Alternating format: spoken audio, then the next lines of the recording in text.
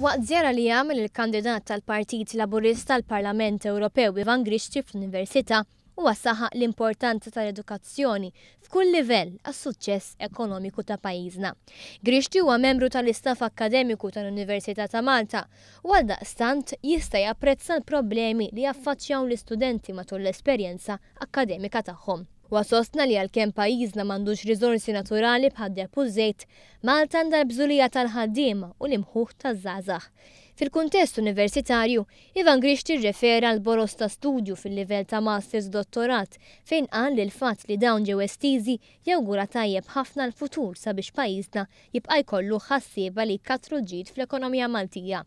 Fid-dawl ta' din l-inizjattiva fost ħafna miżuri pożittivi oħrajn, Ivan Grixti ħeġġeġ lill-istudenti biex fl-24 ta' Mejju joħorġu jivvutaw lill-kandidati kollha tal-Partit Laburista. Dan bilan li nassiguraw l-aqwa futur għal pajjiżna bħala membru sħiħ tal-Unjoni Ewropea.